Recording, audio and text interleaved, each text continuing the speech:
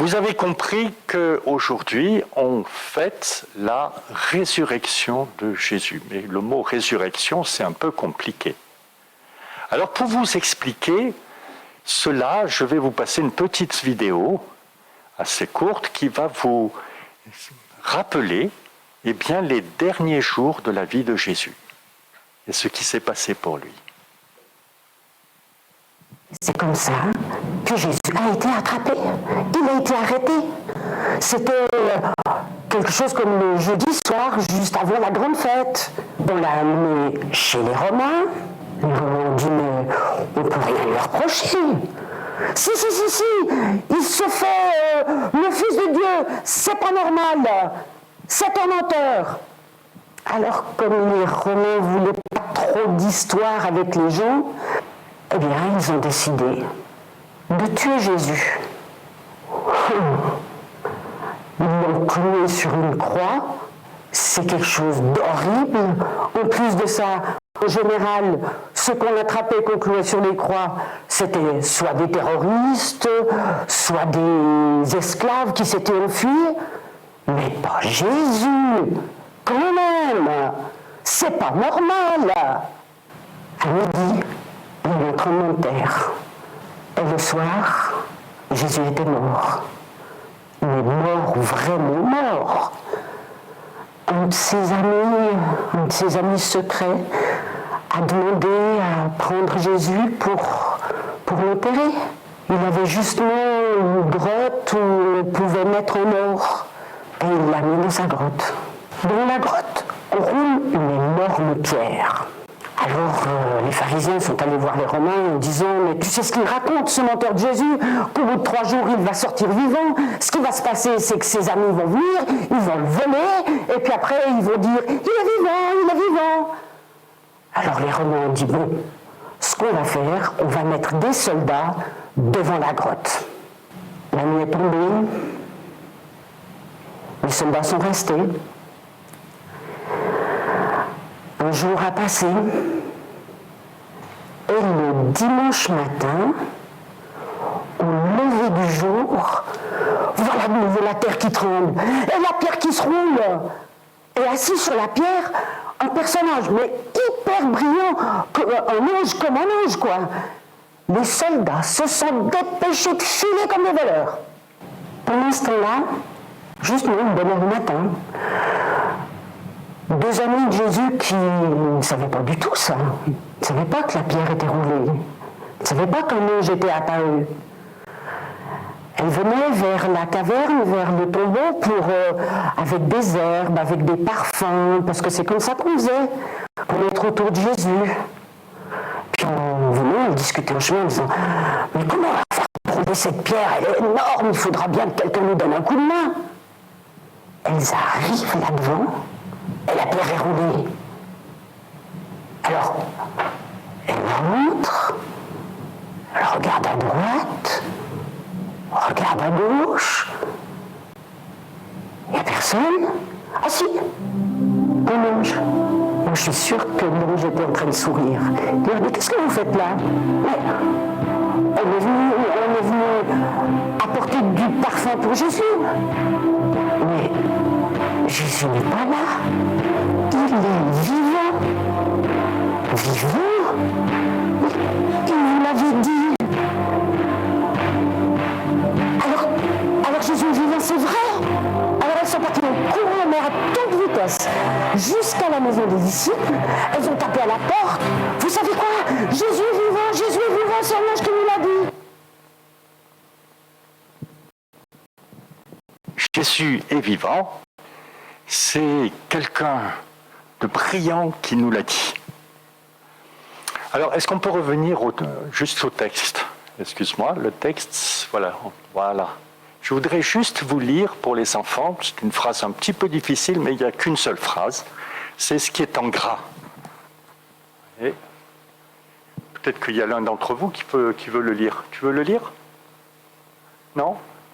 Il y en a un qui veut le lire? C'est ta maman qui va le lire alors. Juste ce verset. Allez, c'est ta maman. Vous l'avez fait mourir sur une croix par l'intermédiaire d'hommes impies.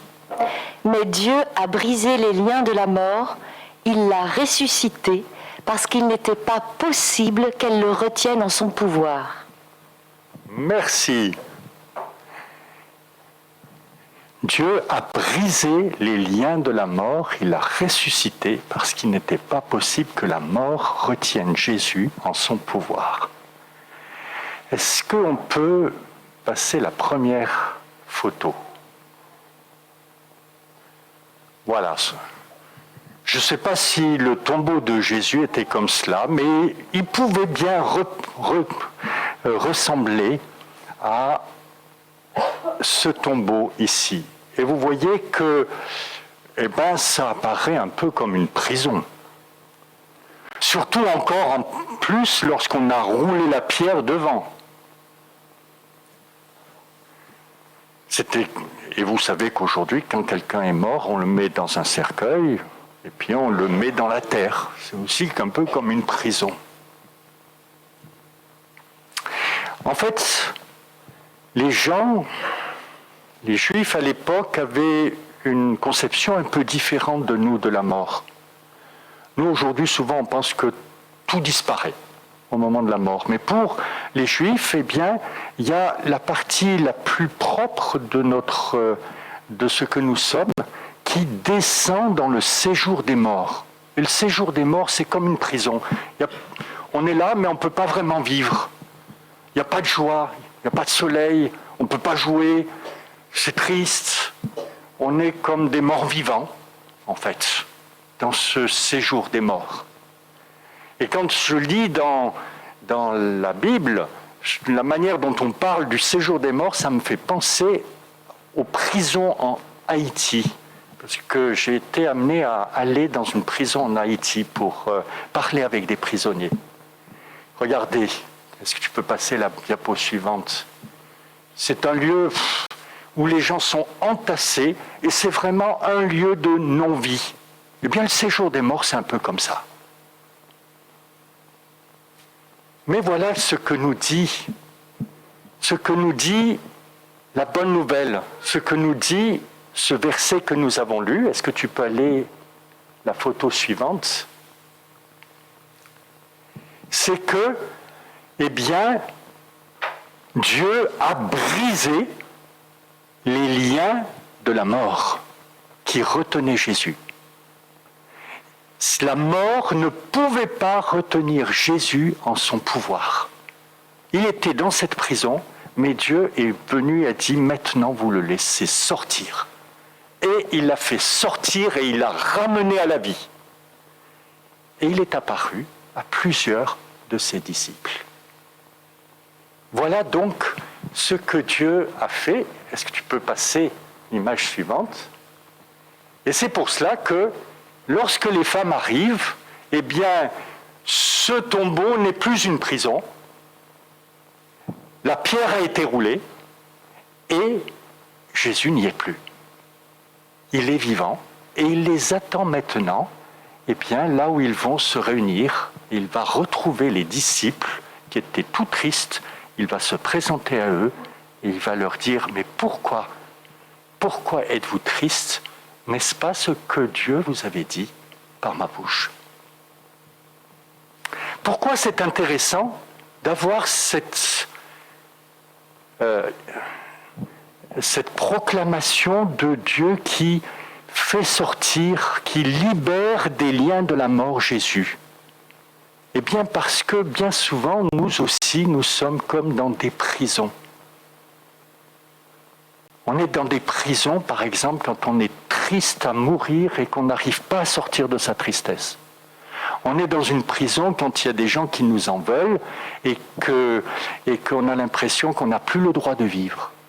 On est dans une prison quand nous-mêmes, on en veut aux autres et qu'on n'arrive pas à pardonner, qu'on a plein d'amertume et qu'on dépérit à cause de cela. On est dans une prison lorsque on est prisonnier de la drogue, pour certains, ou prisonnier de l'argent, ou prisonnier de tellement de choses différentes. On est comme dans une prison.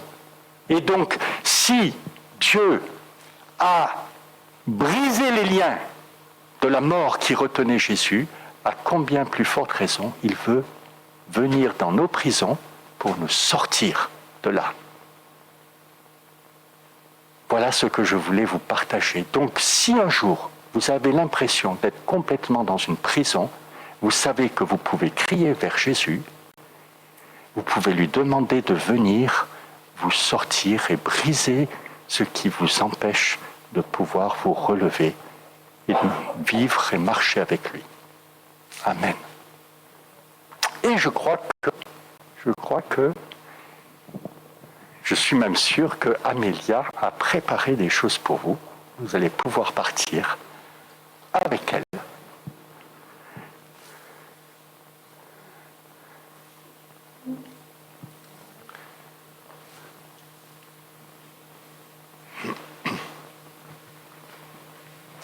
Et puis nous allons continuer notre passage. Donc, comme les récits de Pâques sont souvent bien connus, que nous avons regardé cette petite vidéo avec les enfants qui nous rappelait le récit de Pâques, je vous propose de prendre cette fois-ci dans les Actes des Apôtres, au tout début des Actes des Apôtres, cette première prédication, celle de Pierre, le jour de Pentecôte.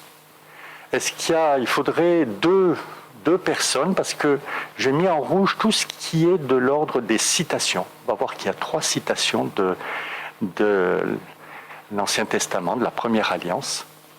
Donc il y a quelqu'un qui peut lire ces paroles qui étaient pour Pierre les paroles de Dieu, reçues, paroles des prophètes, et puis celui qui va faire Pierre, qui va prêcher.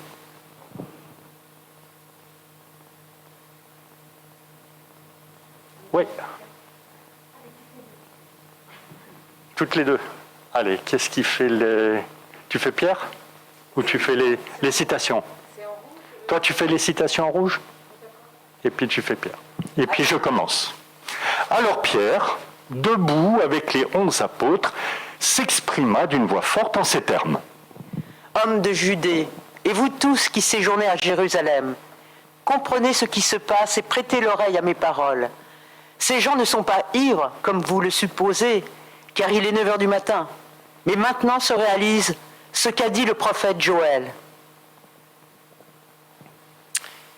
Dans les derniers jours, dit Dieu, je déverserai de mon esprit sur tout être humain. Vos fils et vos filles prophétiseront, vos jeunes gens auront des visions et vos visitants auront des rêves.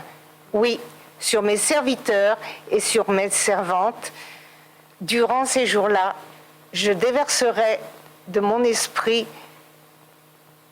et les prophétiseront. Accroche-toi, tu verras mieux. Et comme ça, tu te tiens debout, ce sera plus facile. Je ferai des prodiges en haut dans le ciel et des signes miraculeux en bas, sur la terre, du sang, du feu et une vapeur de fumée. Le soleil se changera en ténèbres et la lune en sang avant l'arrivée du jour du Seigneur, de ce jour grand et glorieux.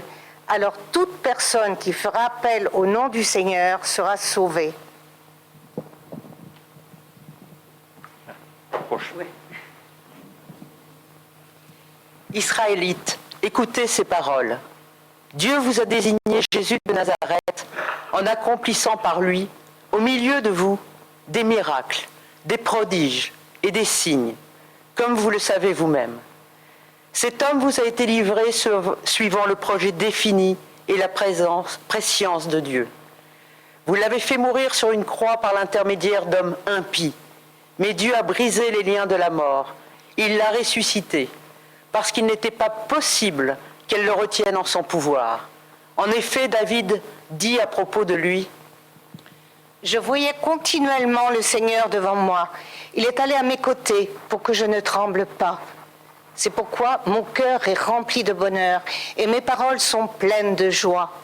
Mon cœur lui-même reposera dans l'espérance, car, Seigneur, tu ne m'abandonneras pas dans le monde des morts.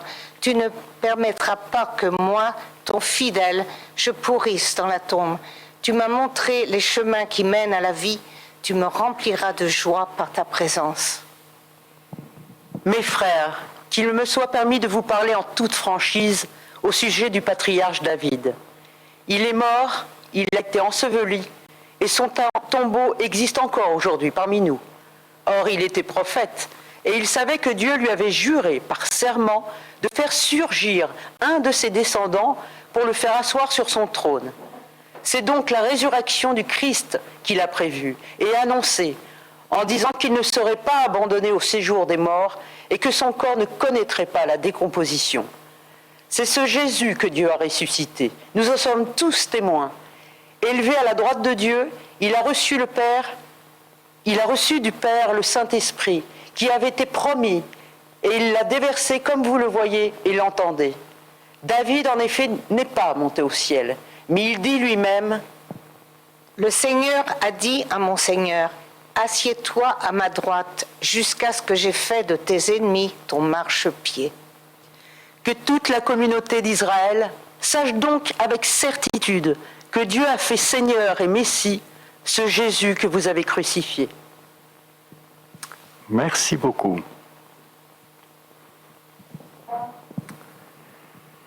Voilà, vous n'avez pas lu ce texte dans les groupes de maison comme nous en avons l'habitude. Donc peut-être vous le découvrez pour certains. Mais s'il y a un passage, quelques mots qui vous ont touché, frappé, interrogé, eh bien, je vous laisse quelques minutes pour pouvoir vous exprimer comme nous en avons l'habitude.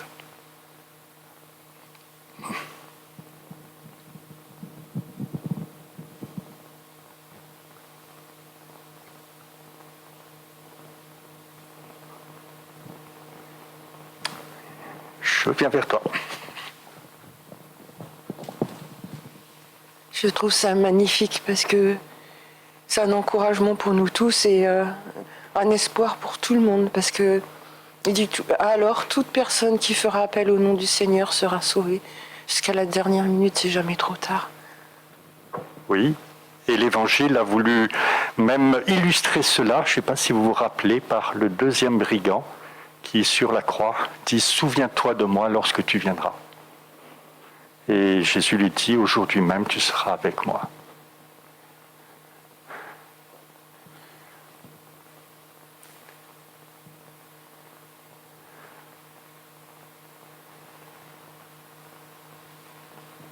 Oui, je suis frappé dans ce texte et dans les autres récits qui parlent de la fin de la vie de Jésus, de sa mort sur la croix, du nombre de fois où sont citées les paroles de l'Ancienne Alliance. Tout avait été préparé, prévu, annoncé. Personne ne devait pouvoir être pris par surprise, et pourtant, la plupart ont été pris par surprise.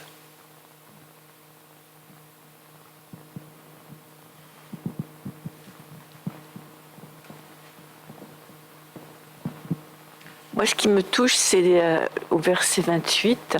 « C'est pourquoi mon cœur est rempli de bonheur et mes paroles sont pleines de joie. » Et c'est vrai que quand on rencontre le Seigneur, voilà, on est rempli de bonheur et on est plein de joie.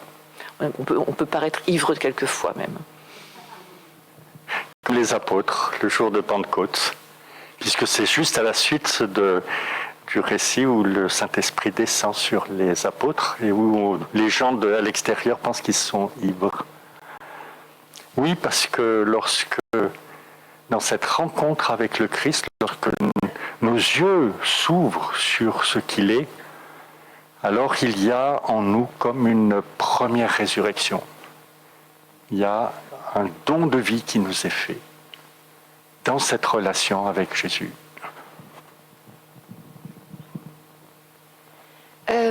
Moi, c'est au verset 34.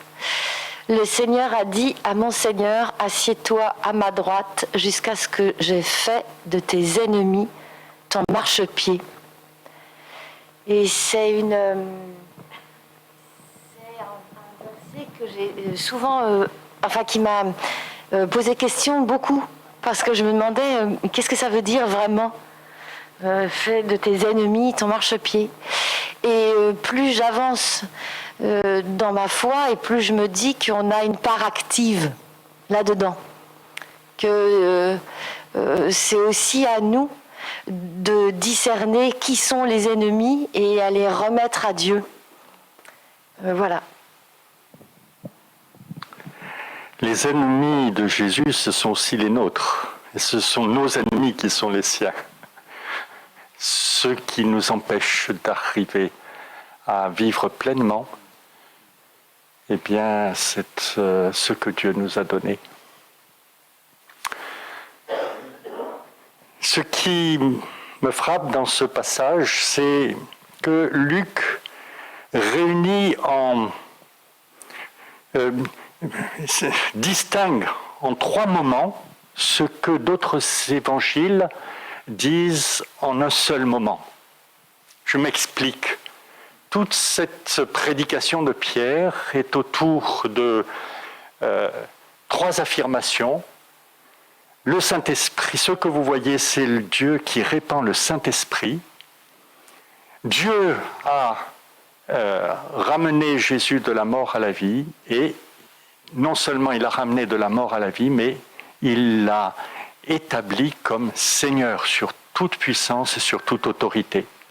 Et vous voyez d'ailleurs que pour chacune de ces affirmations, il y a une citation de l'Ancien Testament.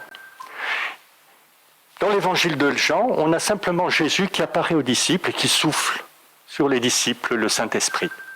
Mais Luc a tenu à montrer ces 3 moments, le moment où Jésus apparaît aux disciples, le moment où, c'est donc Pâques, ça a donné 3 fêtes en fait, chrétiennes, c'est Pâques, le moment où il est retourné auprès de Dieu, c'est l'Ascension, la fête de l'Ascension, et le moment où le Saint-Esprit est répandu, c'est la fête de Pentecôte. Vous voyez ? Et donc, Luc va déployer cela, mais c'est quelque part un seul et même événement aussi. Ce sont 3 événements qui sont profondément liés les uns aux autres.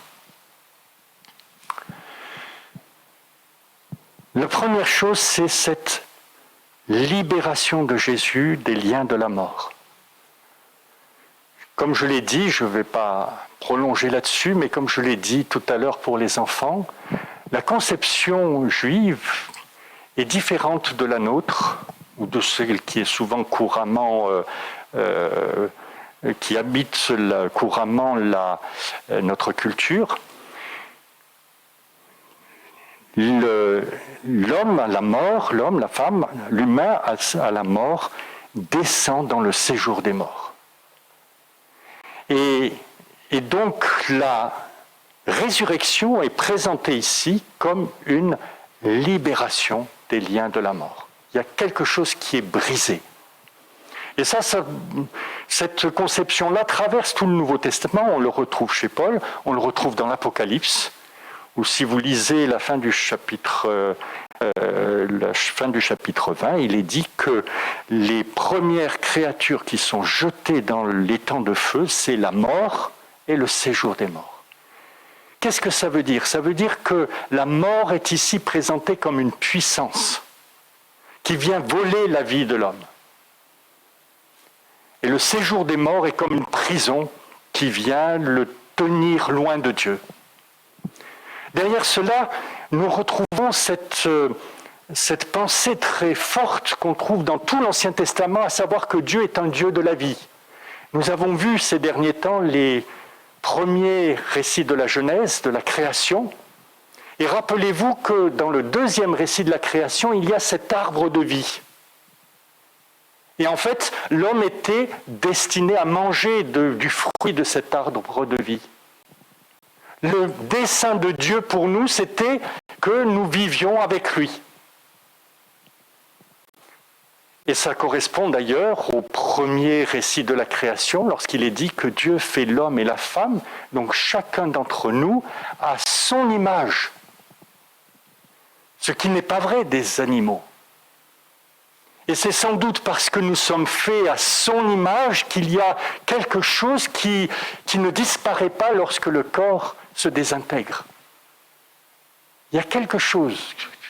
Pour les Hébreux, il y a un mystère. Pour nous aussi, ce n'est que par des images qu'on parle de ce séjour des morts. Mais il y a cette pensée profonde que l'homme, les humains que nous sommes, sont destinés à la vie et que donc la mort est une puissance qui vole la vie et le séjour des morts une prison qui sépare de la vie. Et c'est très frappant de voir dans ce récit que la première chose qui nous est dite, c'est donc Jésus, Dieu qui vient briser les liens de la mort parce qu'elle ne pouvait pas le retenir en son pouvoir. Pourquoi elle ne pouvait pas le retenir en son pouvoir? Parce que, et nous l'avons vu, c'est à cause de cette désobéissance de l'homme et de la femme, de cette séparation avec Dieu, que la mort peut poursuivre son travail dans nos vies et finalement nous amener à cette issue qui est la nôtre. Première chose que je voulais dire. La deuxième chose, c'est qu'il y a là quelque chose d'absolument inouï. Parce que la mort est pour chacun de nous, pour toute l'humanité, la limite indépassable. Nous sommes tous destinés à mourir. Il y a comme une limite qui est là et qui détermine notre vie. Il y a des philosophes même qui ont essayé de réfléchir, de penser à cela, comment notre vie est marquée par cette limite. En libérant Jésus des liens de la mort, en brisant ces liens de la mort, eh bien Dieu met par terre cette limite. Il ouvre un nouvel horizon. Il ouvre à nouveau ce dessein qui est que nous soyons pour la vie, que nous sommes faits pour la vie avec lui, pour une vie avec lui qui ne s'arrête pas. Et donc il y a un horizon qui s'ouvre. Mais on pourrait aussi le dire autrement, il y a une irruption de ce que Dieu a voulu de tout temps pour les hommes, une irruption dans le monde présent. Une irruption du monde à venir dans le monde présent. Lorsque Jésus sort de la tombe, c'est le monde à venir qui est déjà quelque part manifesté. Et cela est déployé, comme je le disais, de deux manières. D'abord par le fait que Jésus n'est pas simplement, on pourrait dire, avec un corps qui reçoit qui est comment dire, revivifié, mais qui serait amené à périr plus tard. Non, c'est une réalité nouvelle, c'est une vie nouvelle, c'est un corps nouveau avec lequel Jésus est amené à la vie. Et non seulement donc il est ramené ainsi à la vie, mais en plus il est élevé au-dessus de toute puissance et de toute autorité. Et pour cette raison-là, le troisième point qui est développé, c'est que, eh bien, le Saint-Esprit, par lui, le Saint-Esprit est répandu sur tous ceux qui croient. Il est même dit sur toute chair. C'est-à-dire que ce n'est plus limité à quelques-uns comme dans la première alliance, mais c'est maintenant pour tous ceux qui croient. Et donc là, nous voyons bien ce lien qu'il y a très fort entre cette résurrection de Jésus, Jésus qui est ramené à la vie, qui ne meurt plus, et ce Saint-Esprit qui est répandu, qui est cette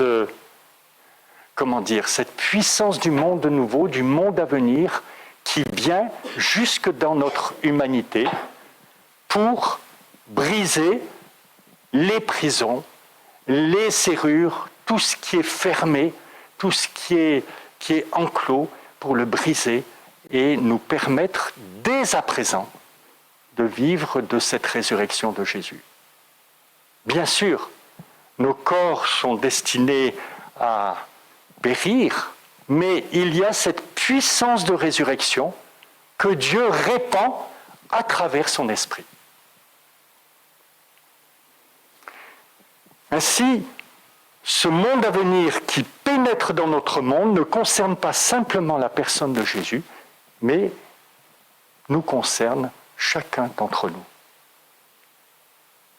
Nous avons besoin que nos yeux s'ouvrent sur cela. Bien souvent, je pense que dans nos églises, nous n'avons pas pris la mesure de ce que représente le Saint-Esprit. Et du coup, nous ne voyons pas cette puissance de la vie qui est déjà à l'œuvre au milieu de nous. Et du coup, nous n'arrivons pas à recevoir, à saisir cette victoire sur les ennemis. Et tu nous disais, mais il y a quelque chose que nous devons faire dans cette victoire. Eh bien oui, c'est ce combat de la foi. C'est cette ouverture de la foi qui ose faire confiance, qui ose parier sur cette parole de l'Évangile, qui ose s'attendre à ce que ma prison soit brisée et qui persévère dans cela, parce que ça ne se fait pas toujours d'un claquement de doigts, mais il y a toujours cette promesse de Dieu, cette promesse qui repose sur la résurrection de Jésus d'entre les morts. Parce que si Jésus est mort, c'est pour nous, et s'il est ressuscité des morts, c'est aussi pour nous, pour que la puissance de la résurrection soit manifestée dans nos vies. Oh, combien je désire qu'il y ait, que moi-même le premier, nous puissions recevoir dans toute sa force cette parole de l'Évangile.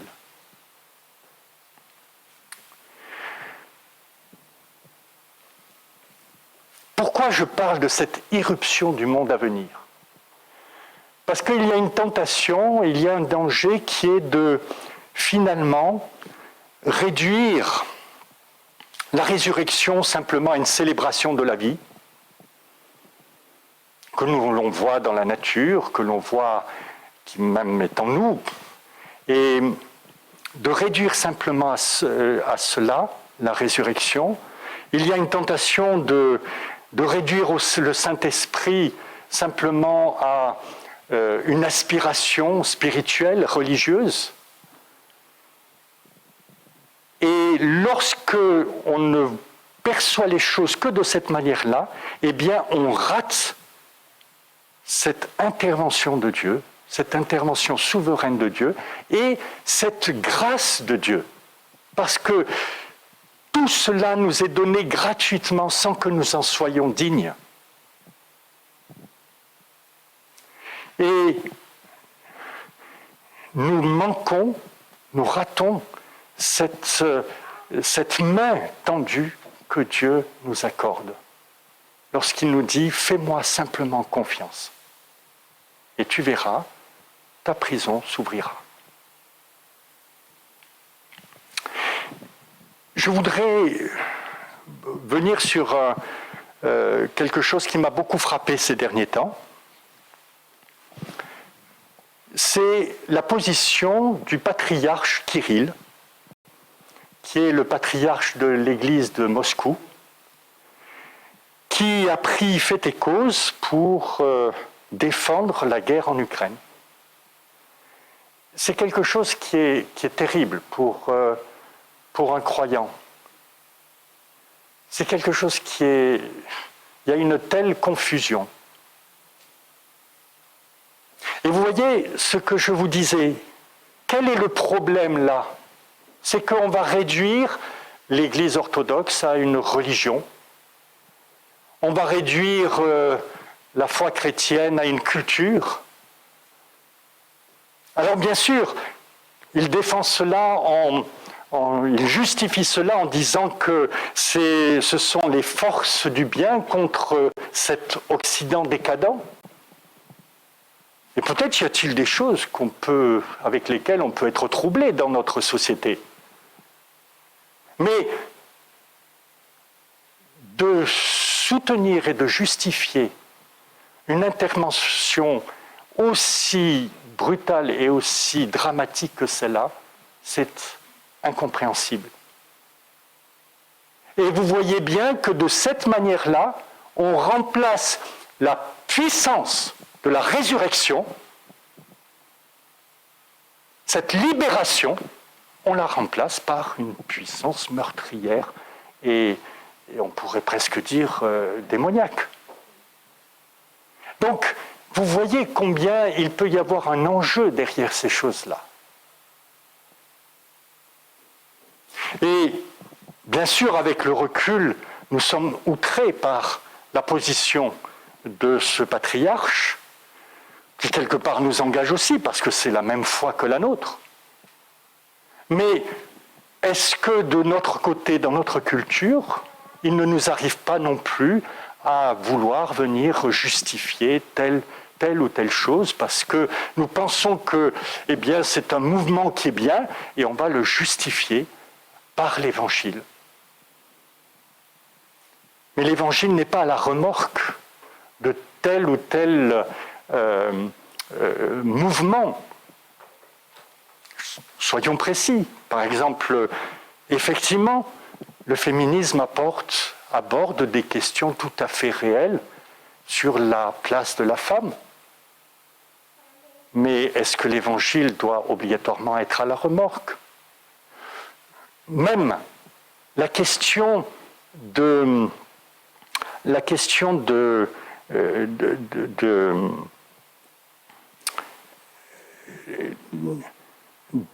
dérèglement climatique, c'est une question qui est une priorité aujourd'hui. On peut très bien la reconnaître et le prendre au sérieux et penser que c'est quelque chose qui doit être traité sans que l'Évangile soit obligatoirement mis à la remorque. L'Évangile n'est pas là pour justifier telle ou telle chose, il a sa raison d'être en lui-même parce qu'il est cette intervention de Dieu qui libère l'homme d'une manière radicale des liens de la mort et des liens du péché qui le détournent de Dieu. C'est pour cela que cet évangile s'adresse à chacun individuellement. Et nous voyons à la suite de la prédication de Pierre, qui est un peu la prédication modèle, eh bien nous voyons ensuite les gens, est-ce que tu peux nous mettre juste la diapo, acte de suite. Après avoir entendu ce discours, ils eurent le cœur vivement touché et dirent à Pierre et aux autres apôtres, « Frères, que ferons-nous » Pierre leur dit, « Changez de vie, que chacun de vous soit baptisé au nom de Jésus-Christ pour le pardon de vos péchés, et vous recevrez le don du Saint-Esprit. » Ainsi, cet acte profond, fondamental de Dieu, qui ramène Jésus de la mort à la vie, convoque tout homme, chacun d'entre nous, à répondre « Est-ce que c'est vrai ?» Et si c'est vrai, alors il nous convoque à placer ce Dieu de Jésus-Christ au cœur de notre vie, à dépendre de lui, à recevoir notre vie de la mort et de la résurrection de Jésus-Christ, à recevoir le pardon, c'est-à-dire cette irruption de la vie dans notre vie, et à recevoir le don du Saint-Esprit, qui est cette venue, cette irruption du monde à venir dans nos existences. Voilà ce que je voulais vous partager aujourd'hui autour de ce message sur la résurrection. Je veux juste terminer par cette question de la libération. C'est sans doute ce dont nous avons le plus besoin les uns et les autres. Et je ne vous cache pas que très souvent mon cœur est dans la tristesse de me dire tel ou tel qui est comme enfermé dans des choses qui le dépassent. Je suis frappé de voir que dans les Actes des Apôtres, il y a 2 récits, justement de personnes qui sont en prison. L'un qui concerne Pierre, le deuxième Paul. 2 récits où il nous est dit que Dieu intervient et fait sortir de la prison, d'une vraie prison, prison des hommes, prison politique. Il fait sortir ces hommes de leur prison. Frères et sœurs, ce n'est pas simplement d'une prison extérieure que le Seigneur veut nous faire sortir, mais c'est des prisons intérieures qui nous lient et qui nous empêchent de marcher avec la plénitude de la vie que Dieu nous donne. Si vous pouvez simplement oser espérer que c'est vrai pour vous, osez vous adresser au Seigneur. Et comme je l'ai dit tout à l'heure, pas oser simplement un instant, mais oser jusqu'à ce que vous voyez la réalité de cette promesse. Moi-même, lorsque j'étais jeune, j'étais complètement perdu. Et ce qui m'a tenu pendant plusieurs années, c'est cette parole de l'Évangile, cette promesse de l'Évangile. Et je m'y suis accroché jusqu'à ce que j'ai vu la réalisation de cette promesse de Dieu. C'est pour cela que je suis prédicateur de l'Évangile. C'est pour cela que je parle de cette puissance de la résurrection. Parce que je l'ai vu à l'œuvre. Et je sais ce que Dieu peut faire avec quelqu'un qui est complètement enfermé sur lui-même et perdu. Voilà donc ce que je voudrais vous laisser et l'encouragement que je voudrais vous laisser à chacun, à chacune. Amen.